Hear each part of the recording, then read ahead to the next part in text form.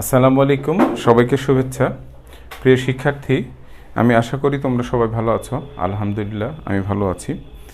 আজকের যে ক্লাসটা আমি নিব সেটা হচ্ছে মূলত যারা এবার ভর্তি পরীক্ষা দিবে তাদের জন্য। অ্যাকচুয়ালি ভর্তি পরীক্ষা হবে এটা তোমরা সবাই জানো। বিভিন্ন বিশ্ববিদ্যালয়ে বিভিন্ন সময় হয়তো টাইম দিবে, অথবা সেটা নীতি নির্ধারক যারা তাদের ব্যাপার। কিন্তু আমরা জানি যে ডিসেম্বরে তোমাদের রেজাল্ট হবে এবং ডিসেম্বরের পরে হয়তো তোমরা এরকম একটা ডেট পাবা। তো বিশেষ করে যারা বিশ্ববিদ্যালয় এবং ইঞ্জিনিয়ারিং বিশ্ববিদ্যালয়ে ভর্তি পরীক্ষা দিবা তাদের জন্য ইম্পর্টেন্ট যে টপিকসগুলো আছে, ইম্পর্টেন্ট বলতে ভর্তি পরীক্ষায় তো সবই ইম্পর্টেন্ট, কিন্তু একাডেমিক পড়াশোনা করার সময়, অর্থাৎ যখন একাদশ দ্বাদশ শ্রেণীতে থাকাকালীন তোমরা এই টপিকসগুলোর বিশেষ বিশেষ প্রবলেমগুলো কিংবা এই যে টপিকসগুলো পরীক্ষায় কম গুরুত্বপূর্ণ একাডেমিকের ক্ষেত্রে, সেগুলো অ্যাডমিশনের জন্য বেশি গুরুত্ব দেওয়া হয় বা বেশি গুরুত্ব দিতে হয়। কেননা অ্যাডমিশনে কোন টপিকস নিয়ে প্রশ্ন হবে এটা অ্যাকচুয়ালি আমরা কেউই জানি না। তো আমাদের যেটা উচিত অ্যাডমিশনের জন্য প্রস্তুতি নেওয়ার ক্ষেত্রে, যে বিষয়টা বিশেষভাবে গুরুত্ব দেওয়া উচিত, বইয়ের প্রত্যেকটা টপিকস যেন টপিক্সের যে কনসেপ্ট আছে, সূত্র আছে, সেগুলো যেন ক্লিয়ার হয়। তাহলে এমসিকিউ প্রশ্ন যেমন উত্তর করা সহজ হবে, তেমনই সহজ হবে হচ্ছে যে ম্যাথ করা। তো আজকে আমি টপিক্সের নাম লিখেছি বৃত্তাকার গতি, সার্কুলার মোশন। এইটা লেখার মানে এই টপিক্সের উপর ক্লাস নেওয়ার পেছনে কারণটা ক্লাসের পরে, মানে ভিডিও দেখার পরে তোমরা ক্লিয়ার হবা যে আমি কেন এই টপিক্সের উপর ক্লাস নিলাম। সবার প্রথমে মানে আমরা যদি কয়েকটা বিষয় একটু খেয়াল করি, তাহলে যেগুলো তোমাদের জানা, আগে থেকেই জানো, আমি তোমাদেরকে একটু ক্লিয়ার করতে চাই যে বৃত্তাকার গতি মানে বুঝো যে একটা বিন্দুকে কেন্দ্র করে কোনো পার্টিকেল বা কণা বৃত্তাকার পথে ঘুরবে, অথবা কোনো একটা অ্যাক্সিসকে, অক্ষকে কেন্দ্র করে কোনো একটা পার্টিকেল বা কণা বৃত্তাকার পথে ঘুরবে। তো এই একটা বিন্দু, যদি আমরা এটা চিন্তা করি যে একটা বিন্দু, তাহলে এটা হচ্ছে একটা সার্কুলার মোশন, বৃত্তাকার গতি। ওকে, তো এই বৃত্তাকার গতির ক্ষেত্রে আমাদের কি কি হয় আমরা একটু তুলনা করি। বৃত্তাকার গতির জন্য প্রথমত রৈখিক সরণ, এটা যদি আমরা রৈখিকের ক্ষেত্রে বলি, রৈখিক গতির জন্য, তাহলে এটা রৈখিক গতি, রৈখিক গতি। আর এই পাশে দেব আমরা বৃত্তাকার গতি, বৃত্তাকার গতি।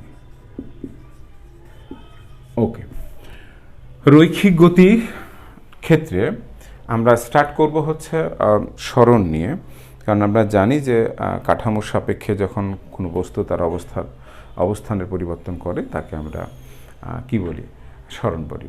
মানে সরণের অবস্থানের পরিবর্তনের অবস্থান ভেক্টরের পরিবর্তন অ্যাকচুয়ালি সরণ, যেহেতু আমরা সরণ বলছি।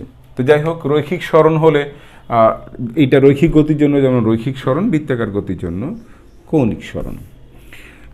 এইটার একক আমরা সাথে লিখব মিটার, এটার একককে লিখব হচ্ছে রেডিয়ান। ওকে, এটার মাত্রা হচ্ছে এল, এল হলো মাত্রা, লেন্থ। এটার মাত্রা নাই, মাত্রা লেস, ডাইমেনশন লেস বা মাত্রা নাই, এরকম একটা বলবো আমরা রাশি হচ্ছে কৌণিক সরণ। এখন এইখানে বৃত্তাকার গতির অভিমুখ, আমরা এটা যদি বলি যে এটা ঘড়ির অ্যান্টি ক্লকওয়াইজ ঘুরছে এইভাবে, তো এই গতির তলের সাথে অভিলম্ব বরাবর কৌণিক সরণের দিক ক্রিয়া করবে। আমরা যদি এইরকমভাবে এই যে এই রাইট হ্যান্ডটাকে এইভাবে বসিয়ে এটা আস্তে আস্তে এইদিকে ঘোরাই, দেখো আমার বৃদ্ধাঙ্গুলি তলের সাথে লম্ব। আবার বলছি, এটা সেন্টার, আমি এখান থেকে আস্তে আস্তে আস্তে আস্তে এটাকে অ্যান্টি ক্লকওয়াইজ ঘুরাবো, অ্যান্টি ক্লক ঘুরাবো, তাহলে তলের সাথে অভিলম্ব হচ্ছে আমার বৃদ্ধাঙ্গুলি। এই বৃদ্ধাঙ্গুলির দিকে ক্রিয়া করবে থিটা। আপাতত থিটাটা লিখো যে থিটা এই দিকে ক্রিয়া করবে। অক্ষীয় ভেক্টর বলে একটা কথা আছে। অক্ষীয় ভেক্টর হচ্ছে যে অক্ষ বরাবর যে ভেক্টরগুলো ক্রিয়া করবে, যেমন কৌণিক সরণ, কৌণিক বেগ এবং কৌণিক ত্বরণ, এগুলো অক্ষীয় ভেক্টর। কারণ এই ভেক্টরগুলোর প্রকৃত দিক, মানে আমরা যেমন বলি না যে রৈখিক বেগ বা রৈখিক সরণ বা রৈখিক ত্বরণ, বস্তু যেদিকে গতিশীল সেই দিক বরাবর হয়, এগুলোকে পোলার ভেক্টর বলি আমরা। কিন্তু রৈখিক মানে এই রৈখিক বেগ বা রৈখিক সরণ বা রৈখিক ত্বরণের জন্য যেমন পোলার ভেক্টর পাই, তেমনি বৃত্তাকার পথে গতিশীল বা ঘূর্ণনশীল কোনো বস্তুর কৌণিক সরণ, কৌণিক বেগ এবং কৌণিক ত্বরণের অক্ষীয় ভেক্টর পাই। যে বস্তু যদি ক্রিয়া করে সেই বরাবর তাদের দিক থাকে না। বস্তুর ওই যে আমরা বললাম যে ঘূর্ণনের দিক যে দিকে, এটা যদি ক্লক ওয়াইজ হয়, আমরা তো অ্যান্টি ক্লক দেখাচ্ছি, এই যে অ্যান্টি ক্লক দেখাচ্ছি, বৃদ্ধাঙ্গুলি উপর দিকে, সুতরাং থেটার মান উপর দিকে। উপর দিকের জন্যই আমরা এইভাবে দিয়েছি, এই তল থেকে উপর দিকে, এই যে এই তল থেকে উপর দিকে দেখো, এই যে এটা আমার অন্যান্য আঙ্গুলগুলো তলের উপর ঘুরতেছে আর বৃদ্ধাঙ্গুলটা তলের সাথে অভিলম্ব, তার মানে এইটার সাথে এটা যদি তল ধরি, এটার সাথে এটা কত ডিগ্রি কোণ করে, 90 ডিগ্রি, এই তোমাদের দিকে। আর যদি এটা ক্লক হয় তাহলে এইভাবে ঘুরবে, এই, তার মানে তখন এটার দিক হবে ভিতর দিকে, তার মানে এটা অক্ষ বরাবর ক্রিয়া করবে। ক্লিয়ার? ওকে, দেখো মজা পাওয়া। এবার রৈখিক সরণ হলো, কৌণিক সরণ হলো, রৈখিক বেগ ভি, একক হচ্ছে মিটার পার সেকেন্ড। আমরা এই মিটার এল টি ইনভার্স 1 বলি, এটা আসলে দেওয়ার প্রয়োজন নাই। তারপর আমি একটু উল্লেখ করছি, এটা রেডিয়ান পার সেকেন্ড, মানে র্যাড পার সেকেন্ড, রেডিয়ানকে সংক্ষেপে আমরা র্যাড পার সেকেন্ড বলি, এবং এটার মাত্রা হচ্ছে টি ইনভার্স 1। ওকে, এবার এটা কৌণিক বেগ, সরি রৈখিক ত্বরণ এ, লিনিয়ার অ্যাক্সিলারেশন বা রৈখিক ত্বরণ এ, এটার ক্ষেত্রে মিটার পার সেকেন্ড স্কোয়ার, এবং যদি আমরা মাত্রা লিখি তাহলে এল টি ইনভার্স 2। ওকে, ফাইন। এটার জন্য যদি লিখি আমরা তাহলে আলফা কৌণিক ত্বরণ, এটা রেডিয়ান পার সেকেন্ড স্কোয়ার। ওকে, এবং এটা লিখি টি ইনভার্স 2। এখন আমরা রৈখিক গতির ক্ষেত্রে খেয়াল করো, রৈখিক গতির ক্ষেত্রে ভি ইকুয়ালস টু আমরা জানি ইউ প্লাস এটি, তাহলে এইটা ওমেগা ইকুয়ালস টু লিখবো ওমেগা নট প্লাস, অথবা এটা ফাইনাল ওমেগা এফ, আর এটা ইনিশিয়াল দিয়ে লিখবো হচ্ছে আলফা টি। ওকে, এইটা যদি আমরা V square equals to U square plus 2as লিখতে পারি, ভিটাকে একটু বড় রেখে লিখতে পারি, তাহলে আমরা এইখানে লিখব omega F square equals to omega I square plus 2 alpha theta. Okay, fine. আমরা যদি এই ক্ষেত্রে S equals to U T plus half A T square লিখতে পারি, এইখানে আমরা থেটা ইকুয়ালস টু কত লিখতে পারবো? থেটা ইকুয়ালস টু লিখতে পারবো omega I T plus half alpha T square. এইখানে যদি আমরা S equals to V plus U divide by 2 into T লিখতে পারি, তাহলে এইখানে theta equals to omega F plus omega I divided by 2 into কি লিখতে পারবো? টি লিখতে পারবো। Okay, fine. তাহলে এটা আমরা রৈখিক গতির জন্য যে সমীকরণ যেভাবে ব্যবহার করছি, কৌণিক গতির ক্ষেত্রে সেই সমীকরণগুলো বা বৃত্তাকার গতির ক্ষেত্রে আমরা সেই সমীকরণগুলো ব্যবহার করতে পারবো। পার্থক্য কি কি সেটা আমরা দেখালাম আমি।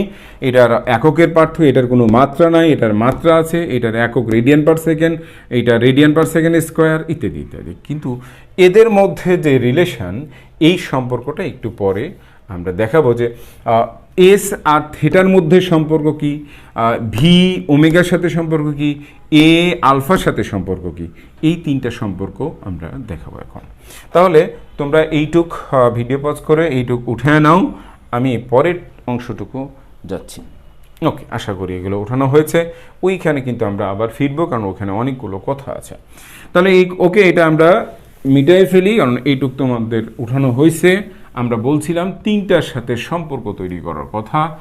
ফার্স্ট হচ্ছে ওমেগার সাথে কার সম্পর্ক দেখব আমরা, এইটুকু আর রাখার দরকার নাই, কারণ আমরা অলরেডি টপিকস নেম লিখে ফেলেছি।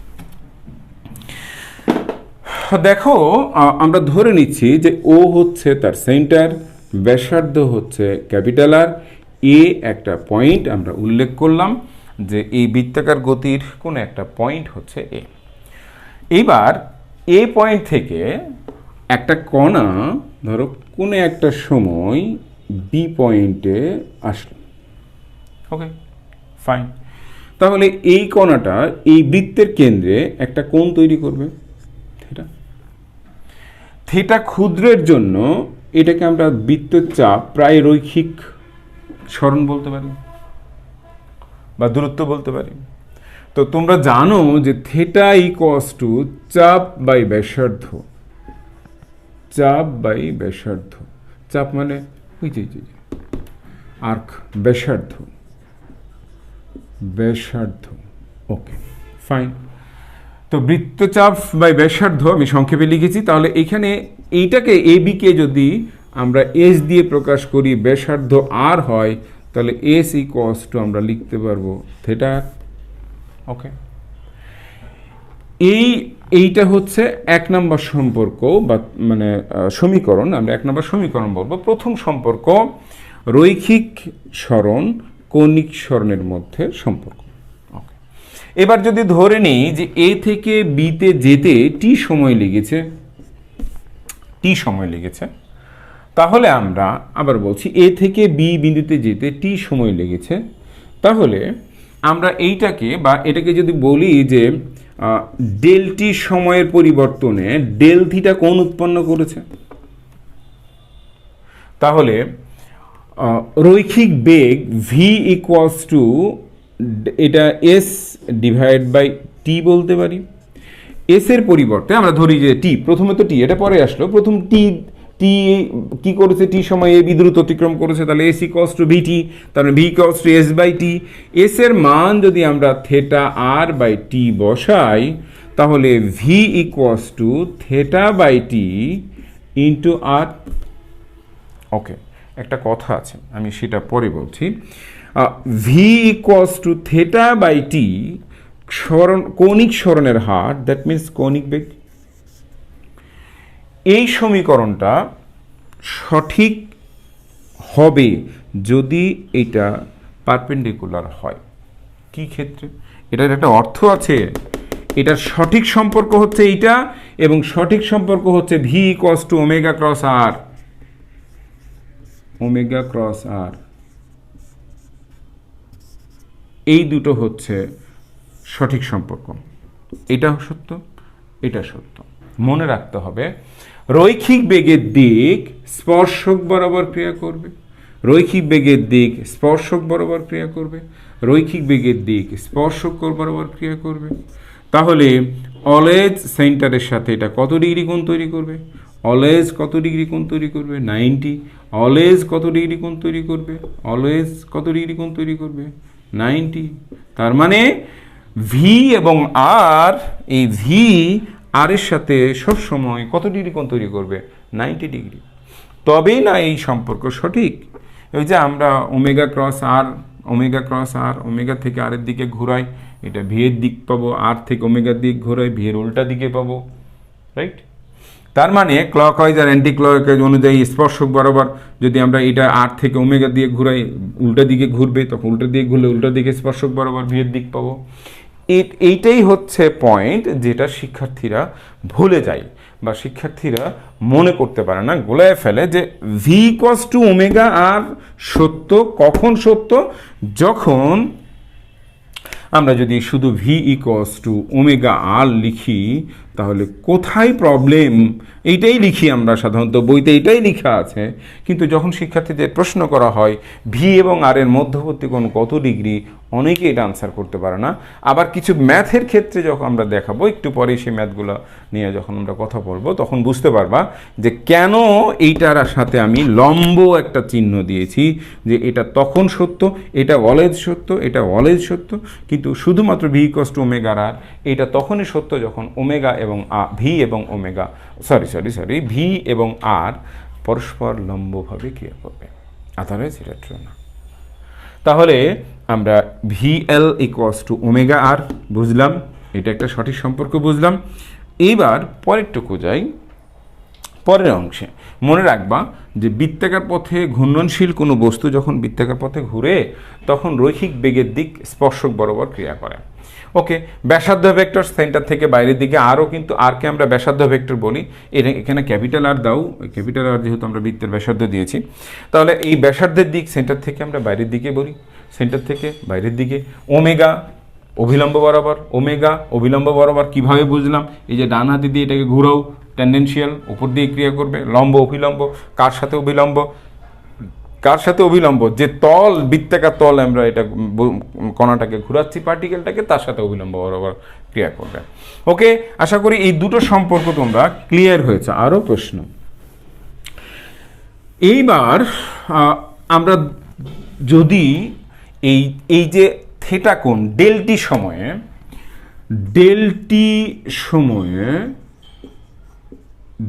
সময়ে বৃত্তের কেন্দ্রে আপাতত যেহেতু বৃত্তাকার গতি বলছি তাই বৃত্তের কেন্দ্রে কথা বলছি, ডেল থিটা কোণ উৎপন্ন করে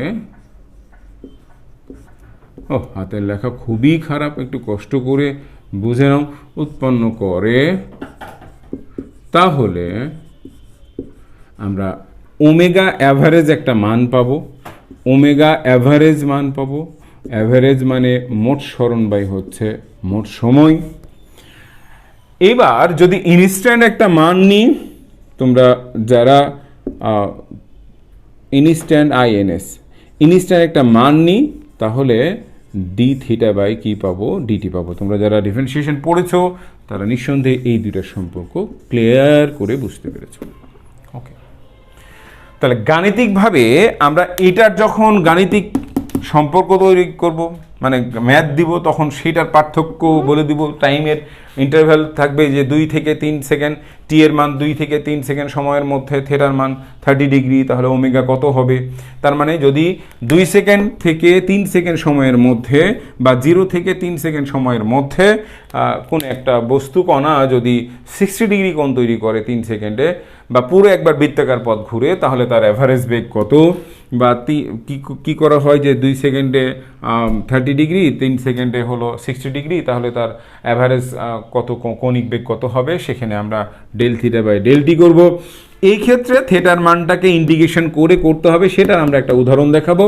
যদি ওমেগা দেওয়া থাকে, তাহলে এখানে খেয়াল করো, ওমেগা যদি দেওয়া থাকে তাহলে আমাকে ডি থিটা বের করব ওমেগা ডিটি। তাহলে ওমেগার মান দেওয়া থাকলে থিটার মান নির্ণয় করা যাবে ইন্টিগ্রেশন করে, মানে দুই দিকে ইন্টিগ্রেশন করে। আর যদি আমার থিটা দেওয়া থাকে, ওমেগা বের করতে বলে, তাহলে ডিফারেন্সিয়েশন করতে হবে। যেভাবে আমরা ভি ব্যবকলন করে বের করেছি ডিএস বাই ডিটি, ব্যবকলন করে ভি নির্ণয় করেছি, তেমনি সমকলন করে কি নির্ণয় করেছি? সমকলন করে এস নির্ণয় করেছি। একদম সেম, মানে কোনো চেঞ্জ নাই। এটা রৈখিক বেগের জন্য যেমন প্রযোজ্য, এটা রৈখিক সরণের জন্য যেমন প্রযোজ্য, তেমনই এটা কৌণিক বেগের জন্য প্রযোজ্য, এটা কৌণিক সরণের জন্য প্রযোজ্য। এই ক্ষেত্রে যেমন আমরা ভি অ্যাভারেজ নির্ণয় করেছি del S by del T, মানে মোট দূরত্বকে মোট সময় দিয়ে ভাগ করেছি, এই ক্ষেত্রে মোট দূরত্বকে মোট সময় দিয়ে ভাগ করব। এইটা যেমন আমরা ইনস্ট্যান্টের জন্য ইনস্ট্যান্ট ভ্যালু যদি বেগ বলে, তাৎক্ষণিক বেগ বের করতে বলে, তখন আমরা এস এর মান যেটা দেওয়া থাকে সেটাকে ইন্টিগ্রেশন করে যেমন বেগ বের করেছি, তেমনি ভি এর মান দেওয়া আছে, সেটাকে আমরা এটাকে ডিফারেন্সিয়েশন করে বেগ বের করেছি, তেমনি বেগের মান দেওয়া আছে, সেটাকে আমরা ইন্টিগ্রেশন করে সরণের মান বের করেছি। তাহলে আমাদের এই দুই জায়গাতে একটু মনোযোগ দিতে হবে যে কখন আমরা ইন্টিগ্রেশন করব আর কখন ডিফারেন্সিয়েশন করব। কখন ইন্টিগ্রেশন করব?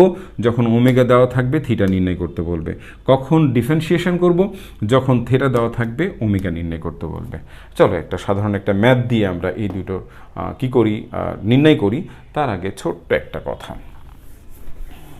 সেটা কি? ওমেগার একক আমরা জানি যে রেডিয়ান পার সেকেন্ড, এটা জানি। তো রেডিয়ান পার সেকেন্ড এটা ওমেগার একক।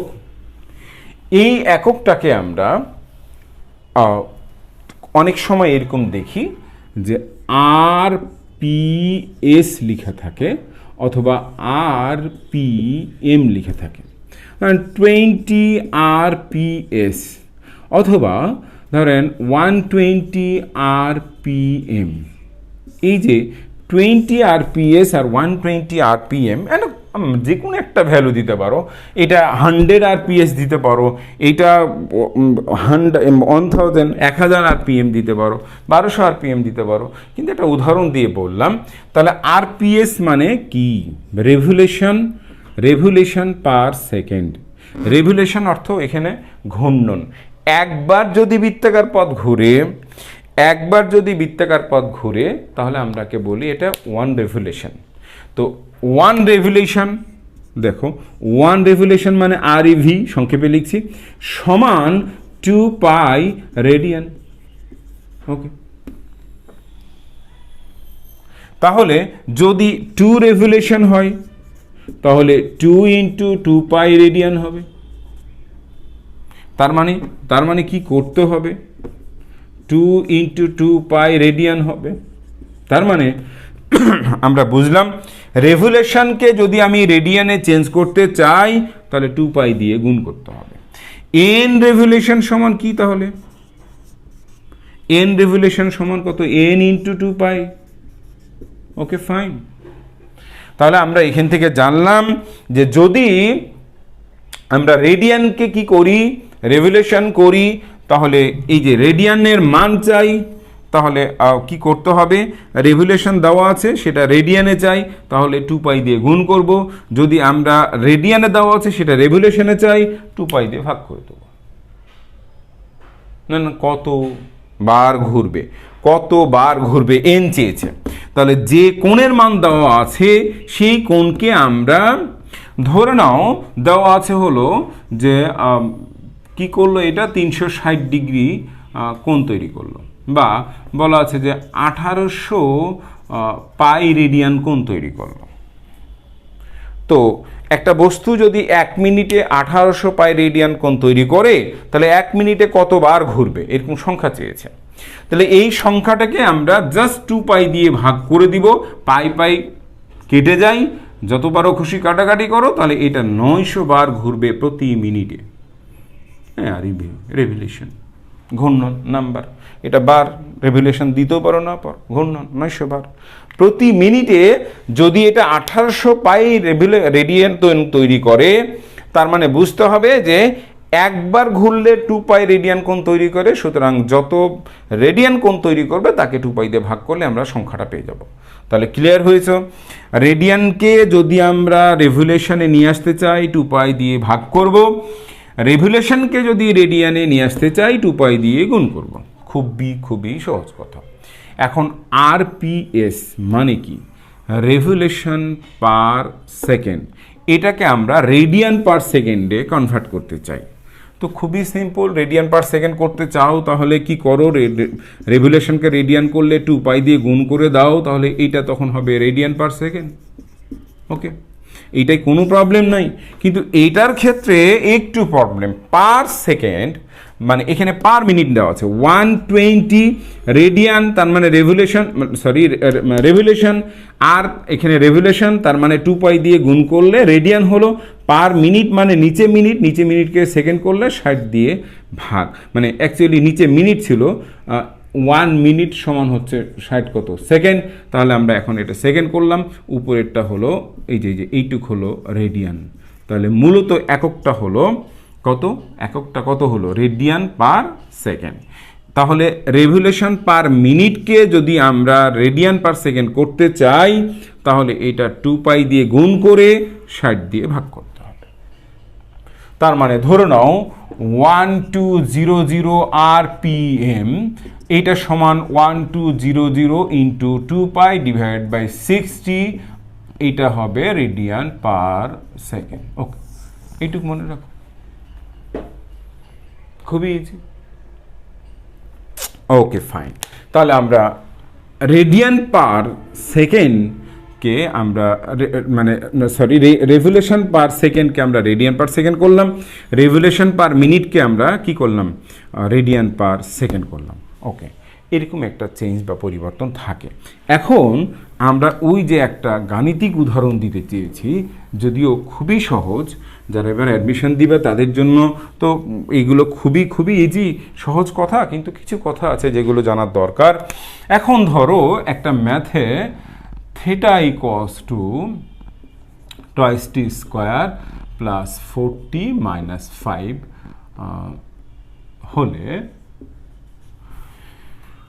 হলে টি ইকুয়ালস টু 2 সেকেন্ড থেকে টি ইকুয়ালস টু 3 সেকেন্ডের জন্য ওমেগা কত এবং 4 সেকেন্ড পর ওমেগা কত। Okay fine. তো আমরা ওমেগা সমান জানি del theta by del T, right?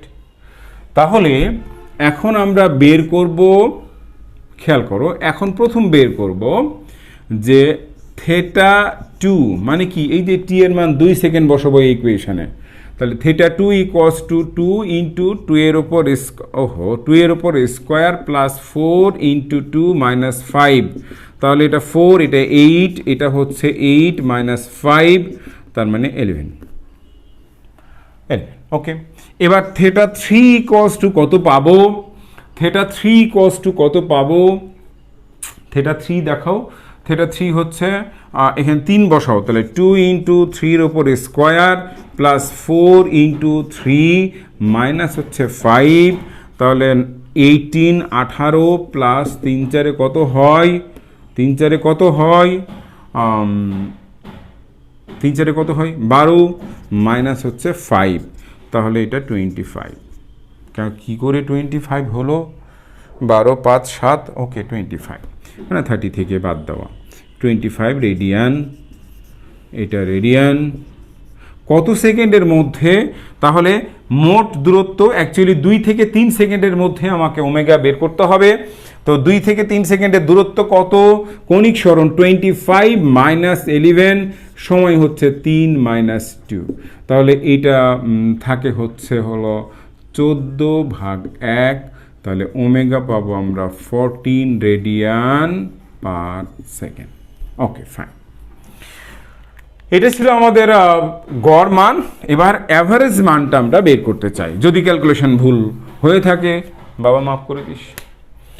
দ্বিতীয় ক্ষেত্রে ওমেগা ইকুয়ালস টু আমরা জানি D D T D theta of D T, D theta by D T, D থেটার মানটা বসায় then twice T square plus 4t minus 5 divided by D T. Okay, তাহলে টয়েস টি স্কোয়ার এটাকে differentiation করলে 4t হয়, 2 এই যে এই 2 পাওয়ার, এটা 2 এর সাথে গুণ হয়ে 4, পাওয়ার থেকে এক বাদ দিয়ে যায়, ডিফারেন্সিয়েশনে পাওয়ার সামনে আসে, পাওয়ার থেকে এক বাদ দেয়, ইন্টিগ্রেশনে উল্টাটা, প্লাস হচ্ছে এটা শুধু 4 আর এটা কনস্ট্যান্ট, এটার জন্য 0। তাহলে আমরা কত পেলাম? 4t প্লাস হচ্ছে 4।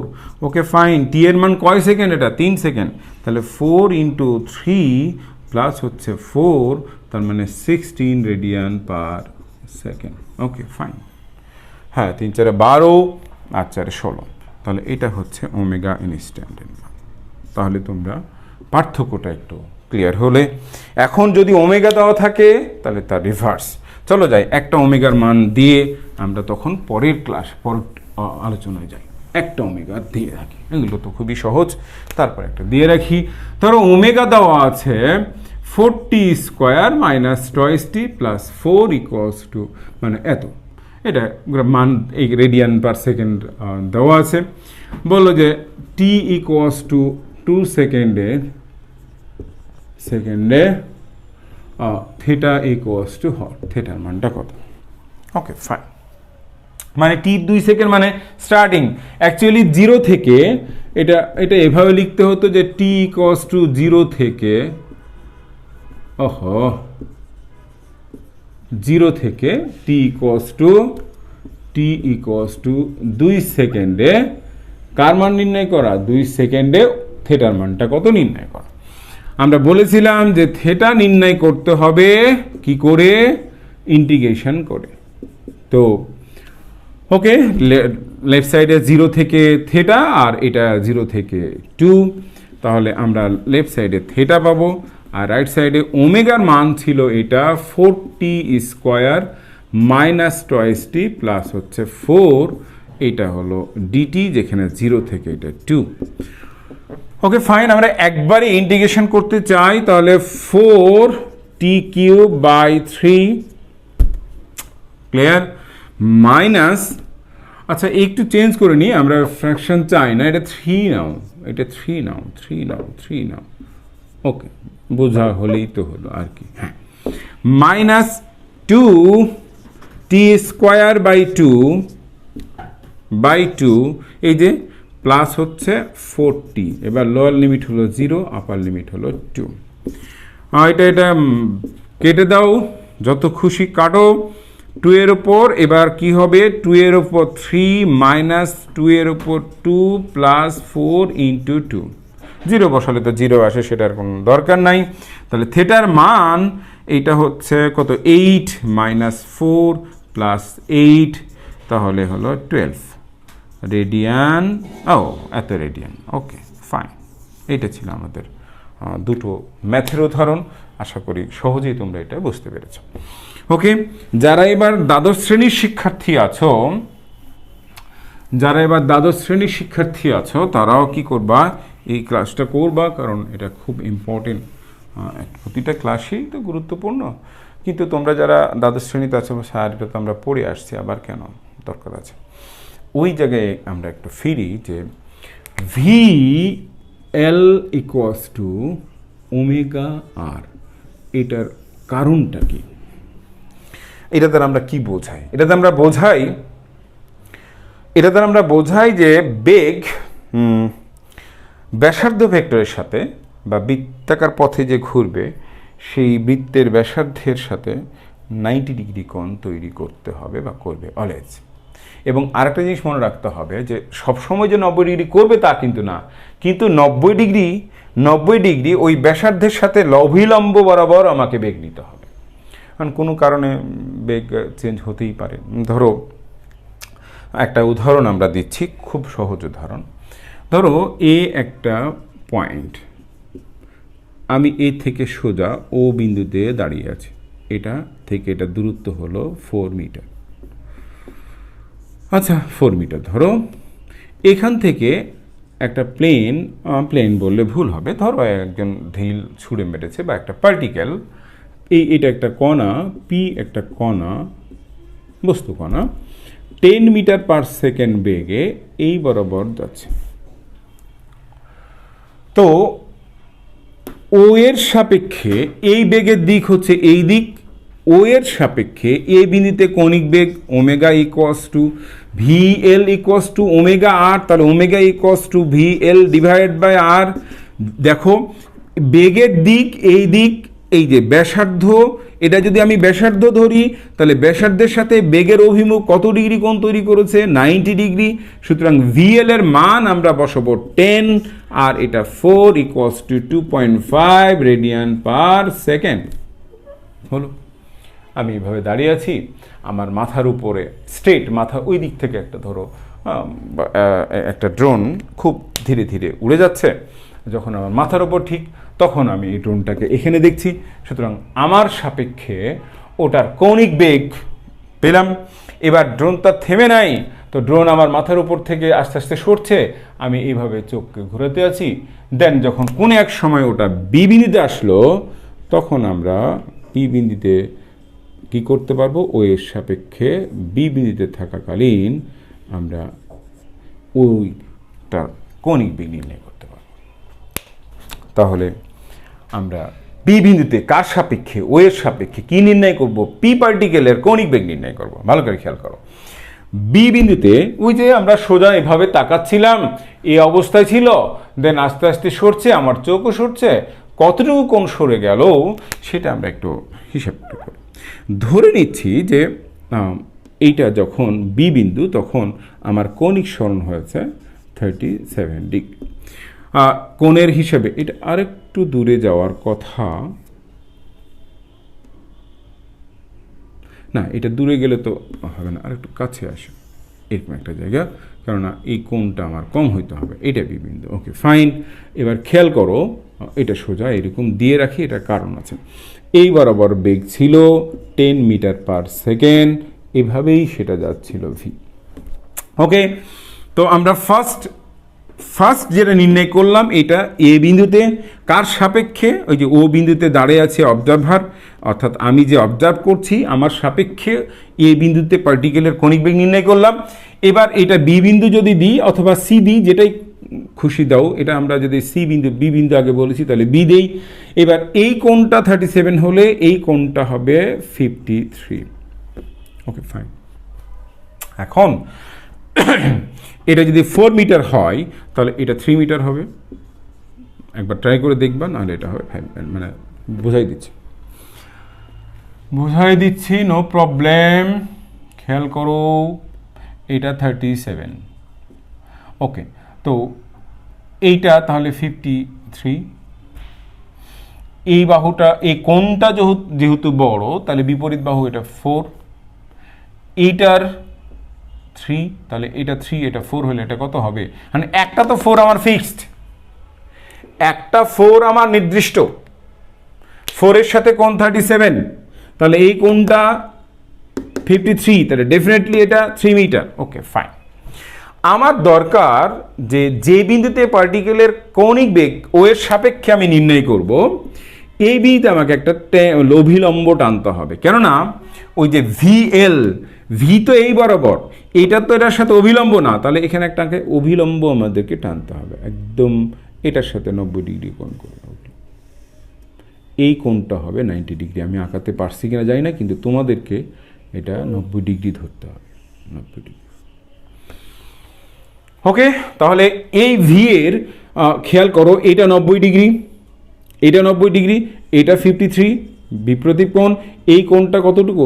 এটা আরেকটু এই দিকে যাবে বাবা, আরেকটু এই বরাবর যাবে, তাহলে 90 ডিগ্রি হবে না। আচ্ছা ওকে, তাহলে এই কোণটা হবে 37 ডিগ্রি। খেয়াল করো, তাহলে 10 মিটার পার সেকেন্ড এটা যদি হয়, তাহলে এটা 10 cos কত হবে? 37। আর এইটারই আরেকটা উপাংশ, কারণ এটা 90 ডিগ্রি, তাহলে এটা হবে 10 sin 37। তাহলে অভিলম্ব কোনটা? অভিলম্ব হচ্ছে এইটা, VL এইটা। তাহলে আমরা omega B with respect to O এর সাপেক্ষে পার্টিকেলের বিবিদের কণিক বেগ ও এর সাপেক্ষে কত হবে কণিক বেগ? তাহলে VL ডিভাইড বাই হলো আর মানে এই যে এখান থেকে দূরত্ব কত মিটার বিবিদিতে দূরত্ব? 5 মিটার। এটা 10, তারপরে হচ্ছে cos 37 ইকুয়ালস টু কত হয়? cos 37 মানে এটা যদি ভূমি হয়, মানে এটা যদি কোণ হয়, তাহলে এটা ভূমি আর এটা অতিভুজ, তাহলে কত হবে? cos θ সমান ভূমি বাই অতিভুজ। ভূমি হলো 4, অতিভুজ হচ্ছে 5, তাহলে 4/5। তাহলে 10 × 4 ডিভাইড বাই 5, তার নিচে 5, এইটা হলো 2, তাহলে কত হবে? 8/5, যদি আমি ভুল করে না থাকি। 8/5। ওকে ফাইন। তাহলে এটা হলো radian per second. Radian per second. তাহলে এবং তোমরা যারা ওই যে ভি cos 2 ওমেগা আর লিখলা, তাদের জন্য একটু প্রবলেম ছিল। কি প্রবলেম ছিল?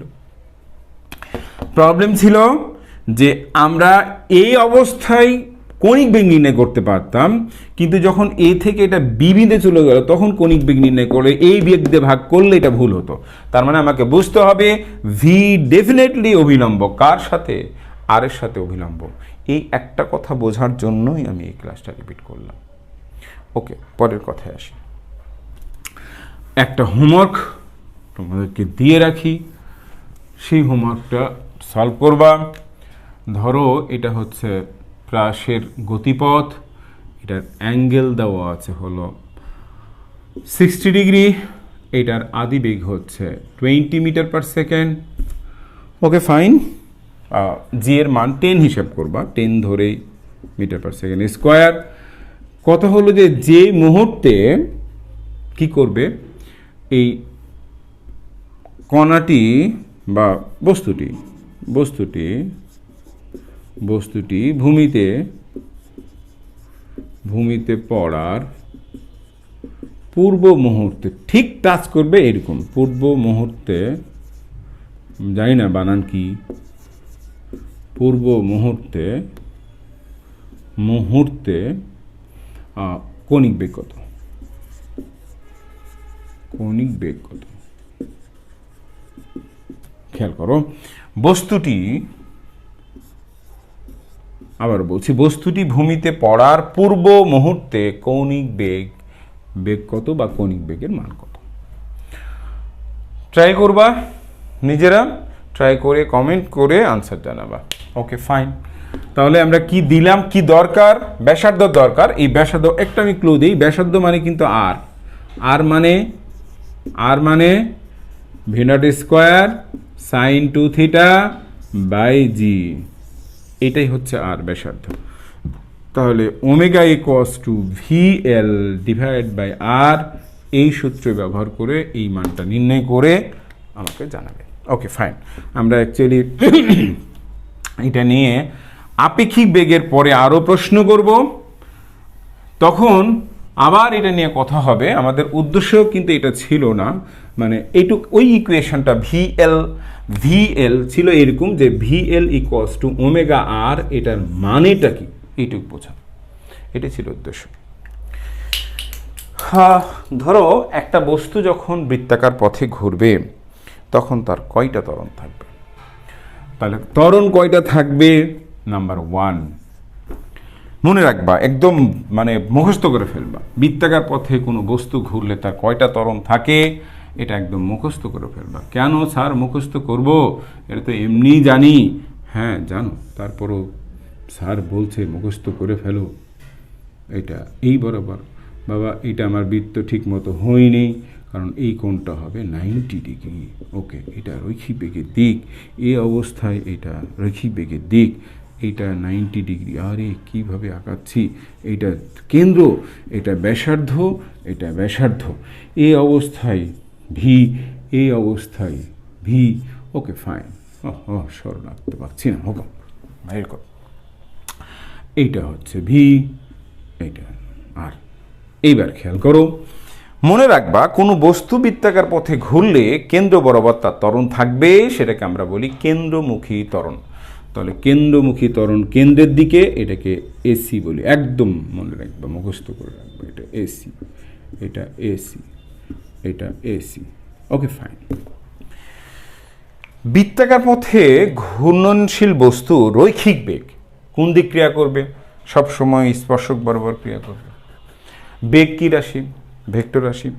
যদি কোনো বস্তু সমবেগে কথাটা বলবো না আমরা, সমদ্রুতিতে, কারণ বৃত্তাকার পথে ঘূর্ণনশীল বস্তুর বেগের মান ঠিক থাকলেও যদি এটা সমদ্রুতিতে ঘুরে, তার মানে বেগের মান 1, বেগের মান যদি 1 থাকে তারপরও এটা ত্বরণ থাকবে, কারণ বেগের দিক প্রতি মুহূর্তেই পরিবর্তনশীল। তাহলে আমি আবারও বলছি, বেগের দিক প্রতি মুহূর্তেই পরিবর্তনশীল। যেহেতু বেগের দিক প্রতি মুহূর্তেই পরিবর্তন হচ্ছে, বেগের মান ঠিক থাকলেও আমরা কেন্দ্রমুখী ত্বরণ পাবো। তাহলে কোনো বস্তু বৃত্তাকার পথে ঘুরলে সব সময় থাকবে কেন্দ্রমুখী ত্বরণ থাকবে কেন্দ্রের দিকে। তাহলে 1 নাম্বার কেন্দ্রমুখী ত্বরণ।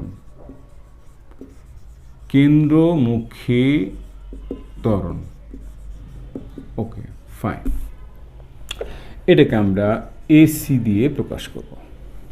হলো নাম্বার 2, আবারও বলছি কেন্দ্রমুখী ত্বরণ আর বেগের মধ্যবর্তী কোণ কতটুকু, 90 ডিগ্রি, মনে রাখতে হবে।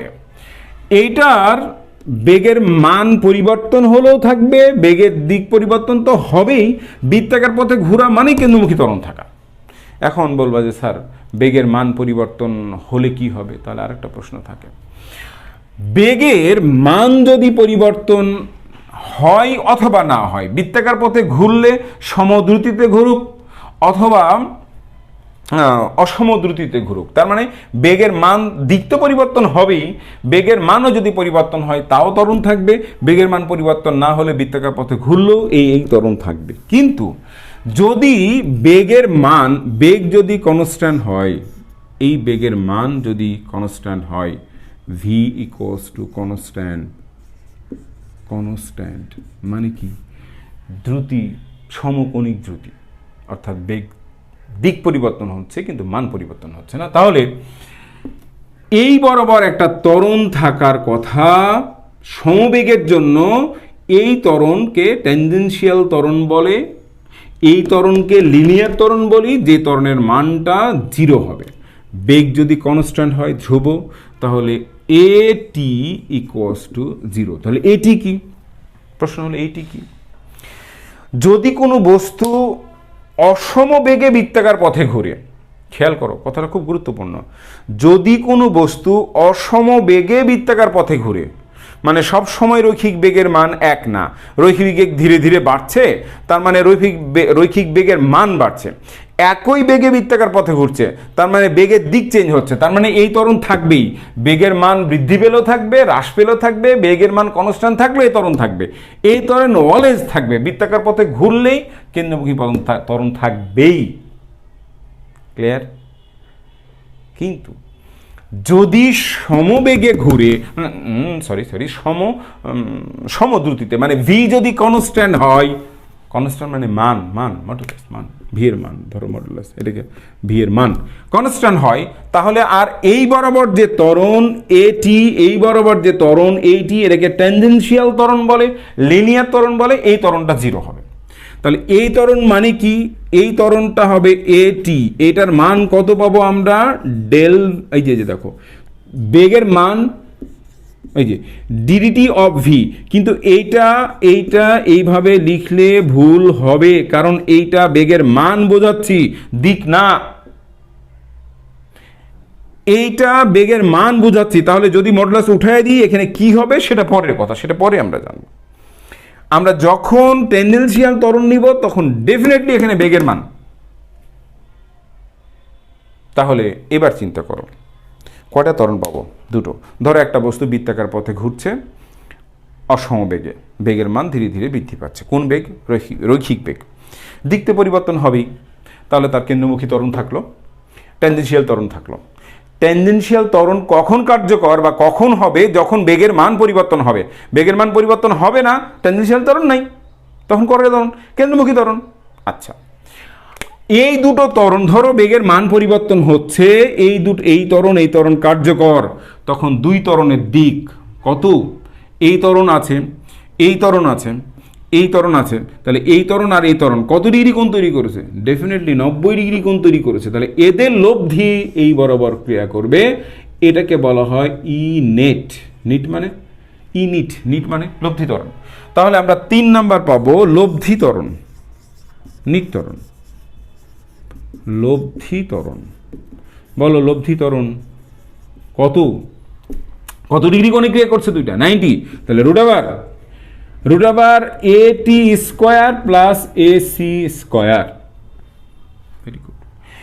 এ নিট ইকুয়ালস টু লিখতে পারবো, নিট ইকুয়ালস টু লিখতে পারবো ডিভি বাই ডিটি, এটার মধ্যে মান প্লাস কি আছে, দিক আছে, মান প্লাস দিক, মানের পরিবর্তনের জন্য এই ত্বরণ, দিকের জন্য এই ত্বরণ, মানের জন্য এই ত্বরণ। তার মানে এইটা যদি আমরা এই মডুলাস দিয়ে না লিখি তাহলে এটাকে নিট ত্বরণ ভাবতে হবে। আর নিট ত্বরণ কি করবে, নিট ত্বরণ যখন আমরা চিন্তা করব তখন সেখানে বেগের মান এবং দিক দুটোই পরিবর্তন হবে। আমি বুঝতে পারছি না স্যার? অল্প অল্প বুঝছি, ভালো বুঝি নাই। আবার খেয়াল করেন, বস্তু বৃত্তাকার পথে ঘুরছে, সমদ্রুতিতে কয়টা ত্বরণ, আরেকটা ত্বরণ সেটা পরের কথা, কণিক ত্বরণ থাকবে সেটা পরে। কণিক ত্বরণ তাহলে 4 নাম্বারটা আগে লিখি, তারপরে তখন বলছি। আরেকটা হচ্ছে কৌণিক ত্বরণ। কৌণিক ত্বরণ কি, আলফা কত, ডি ওমেগা বাই ডিটি। এটার আরেকটা সম্পর্ক আছে, এটি ইকুয়ালস টু আলফা আর, এখানে আরেকটা সম্পর্ক আছে। ওই যে রৈখিক ত্বরণ আর কণিক ত্বরণের মধ্যে সম্পর্ক বললাম না, ভুল করেও A C not equals to alpha R, এটা ভুল, এটি ইকুয়ালস টু আলফা আর, এটা সঠিক। দ্যাট ইজ রাইট, এটাই সঠিক। তাহলে এবার আর বেশিটুকু পড়াবো না আজকে, এই পর্যন্তই, পরেরটুকু পড়াবো এই পর্যন্ত, মানে এই যতটুকু আমরা দিয়েছি এখানে, যতটুকু আমরা এখানে দিয়েছি এই অংশটুকু শেষ করে আজকের ক্লাসটা শেষ করব। পরে সার্কুলার মোশনের পার্ট 2 আমরা ওখানে কেন্দ্রমুখী কেন্দ্র বিমুখী বল নিয়ে আলোচনা করব, বৃত্তাকার গতিতে ঘোরার শর্ত নিয়ে আলোচনা করব। এটা যেমন আমরা কি মোশন, এটা যে বৃত্তাকার গতি, এটা হচ্ছে অনুভূমিক বৃত্তাকার গতি, তার মানে উলম্ব বৃত্তাকার গতি দিব, উলম্ব বৃত্তাকার গতির শর্ত উল্লেখ করব, পুরো সার্কেল কমপ্লিট করবে কি নাকি এটা কি করবে, এটা সরলদোলকের মতো দুলবে সেটাও আমরা দেখব, কোন জায়গায় এটা ছিটকে যাওয়ার সম্ভাবনা ইত্যাদি ইত্যাদি। যেহেতু ইঞ্জিনিয়ারিং অ্যাডমিশন আমরা শেষটুকু দেখতে চাই যে এটার এই বৃত্তাকার গতি নিয়ে সার্কুলার মোশন নিয়ে কোনো প্রশ্ন যেন আসলে, মানে কোনো প্রশ্ন আসলে যেন আমরা না আটকাই, এটা হচ্ছে কথা, কারণ এটার সাথে অনেক কিছু জড়িত। তাহলে এই 4টা অংশকে একটু খেয়াল করো। একটা বস্তু বৃত্তাকার পথে সমবেগে সমদ্রুতিতে ঘুরছে, সমদ্রুতিতে ঘুরছে। তাহলে সমদ্রুতিতে যদি ঘুরে তাহলে কি থাকবে, তার এই ত্বরণ থাকবে, এই ত্বরণ থাকবে না। Okay fine. আলফা যদি সমকৌণিক বেগ হয় তাহলে আলফা থাকবে না। যেহেতু সমদ্রুতিতে ঘুরছে তার মানে এটি এর মান 0, এটি 0 মানে আলফা 0, ব্যাসার্ধ নট ইকুয়ালস টু 0, তাহলে আলফা 0। ওকে ফাইন, তখন একটা ত্বরণ থাকছে। এরপরে আমরা চিন্তা করছি যে না, এটা অসমদ্রুতিতে ঘুরছে, মানে বেগের মান পরিবর্তন হচ্ছে, দিক পরিবর্তন হচ্ছে। ফাইন, মান দিক দুটো পরিবর্তন হলে আমরা কি পাবো, এটা নয়, এই শর্ত, এটা মান দিক পরিবর্তন হচ্ছে, তাহলে মানের পরিবর্তনের জন্য একটা ত্বরণ পাবো, দিকের পরিবর্তনের জন্য একটা ত্বরণ পাবো, দিকের পরিবর্তনের জন্য কেন্দ্রমুখী ত্বরণ, মানের পরিবর্তনের জন্য লিনিয়ার ত্বরণ। এরপরে দুটো ত্বরণ যখন থাকবে তখন তাদের লব্ধি ত্বরণ নিতে হবে, দ্যাট মিনস নিট ত্বরণ। এই নিট ত্বরণ কত ডিগ্রি কোণ তৈরি করেছে, দুটো 90 ডিগ্রি। তাহলে এই নিট ত্বরণ কার সাথে, এই যে নিট ত্বরণটা অর্থাৎ এসি আর এটি পরস্পর 90 ডিগ্রি, সুতরাং রেজাল্টেন্ট মানটা আমরা খুব সহজেই পাবো। এই ত্বরণটায় আমরা ক্যালকুলেশন করব এইভাবে, অথবা ক্যালকুলেশন করব এইভাবে। যখন দেখো লিনিয়ার ত্বরণ হিসাব করছো তখন এখানে মডুলাস দিয়ে ভি দিবা, মানে মান বোঝালো, মানের পরিবর্তনের জন্য যে ত্বরণ সেটাই লিনিয়ার ত্বরণ। মান দিক দুটোর পরিবর্তনের জন্য, দুটোই পরিবর্তনের জন্য যে ত্বরণ সেটা নিট ত্বরণ। শুধু মানের পরিবর্তনের জন্য যেটা ত্বরণ, দিক তো চেঞ্জ হবেই, মানের পরিবর্তনের যে ত্বরণ সেটা লিনিয়ার ত্বরণ, দিকের পরিবর্তনের জন্য যেটা ত্বরণ সেটা কেন্দ্রমুখী ত্বরণ, মান দিক উভয়ের পরিবর্তনের জন্য যেটা ত্বরণ সেটা নিট ত্বরণ। Okay fine. আর নিট ত্বরণ, এই যে আলফা ইকুয়ালস টু আমরা জানি D D T of omega, right? V এর সাথে সম্পর্ক, আমি ভি চেঞ্জ করছি, আর ফিক্স, তাহলে ওমেগা ডেফিনেটলি চেঞ্জ হবে। V constant, R constant, omega constant. Omega constant মানে alpha constant, omega constant, alpha constant, তার মানে এই ত্বরণ থাকবে, এই ত্বরণ 0। তখন নিট ত্বরণ বলতে আমরা এই ত্বরণকেই বুঝব। আশা করি এইটা নিয়ে আর কখনো অসুবিধা হবে না। তাহলে যারা এবার অ্যাডমিশনের শিক্ষার্থী আছো তাদের উদ্দেশ্যে দু একটা কথা বলি আমি। দুটো আজকের এই ক্লাসের দুটো ইম্পর্টেন্ট মেসেজ আছে, দুটো ইম্পর্টেন্ট। এক, এই সম্পর্কটা বোঝা, এই বেগ সেই বেগ যেই বেগ ব্যাসার্ধের সাথে অভিলম্ব বরাবর ক্রিয়া করে। এখন কোনো ক্ষেত্রে যদি বেগ ব্যাসার্ধের সাথে অভিলম্ব বরাবর ক্রিয়া না করে তাহলে আমরা অভিলম্বের ওই ব্যাসার্ধের সাথে অভিলম্ব বরাবর বেগের উপাংশ নিব, ব্যাসার্ধের সাথে অভিলম্ব বরাবর বেগের উপাংশ নিব। ধরো এইরকম এই অবস্থান থেকে এই বি বিন্দুতে একটা কণার বেগ এই দিকে ক্রিয়া করছে, এটার দূরত্ব হলো 3 মিটার, আমাকে এটার মান হচ্ছে ধরো 30, এই কোণটা হচ্ছে 60 ডিগ্রি, তাহলে এটার অভিলম্ব উপাংশ, এটা 30 ডিগ্রি, ধরো এটা 30 ডিগ্রি, তাহলে এটার অভিলম্ব উপাংশ কত, এটা 30 sin 30, 30 sin 30 মানে কত, এটা 15, এইটাই হচ্ছে ভিএল, এই 15টা ভিএল। আর এ বিন্দুর থেকে বি এর দূরত্ব কত, বি বিন্দুর দূরত্ব কত 3, তাহলে এখানে দেখো omega equals to V L divide by R, R এর মান 3, ভি এল এর মান 15, তাহলে ভাগ করলে আমরা পাবো 5 মিটার পার সেকেন্ড। এইটুক বোঝানোর জন্য দেখো বেগ কিন্তু 30 মিটার পার সেকেন্ড এই বরাবর ছিল, এটা ভি, কিন্তু এটা তো ভিএল না, আমার দরকার ভিএল কার সাথে, এই যে ব্যাসার্ধের সাথে, আর হচ্ছে এখানে ব্যাসার্ধ। এইটুক বোঝার জন্যই আমরা প্রথম মেসেজ ছিল এইটা, যে ভি ইকুয়ালস টু ওমেগা আর, এটা সঠিক ইকুয়েশন হচ্ছে ভিএল ইকুয়ালস টু ওমেগা আর, অর্থাৎ ওমেগা এবং ভি আর এর সাথে ডেফিনেটলি এটা 90 ডিগ্রি কোণে ক্রিয়া করবে, এইটুকু অনুভব করো। ওকে, আরেকটা মেসেজ ছিল, একটা বস্তু বৃত্তাকার পথে অসমবেগে ঘুরছে, তার কী কী ত্বরণ? ফার্স্ট, কেন্দ্রমুখী ত্বরণ, কার জন্য? দিকের পরিবর্তনের জন্য। সেকেন্ড, মানের পরিবর্তনের জন্য ত্বরণ, কোন ত্বরণ? এটা লিনিয়ার ত্বরণ বা টেনজেনশিয়াল ত্বরণ। থার্ড, নিট ত্বরণ, যেহেতু দুটো ত্বরণ ক্রিয়া করছে তাহলে নিট ত্বরণ।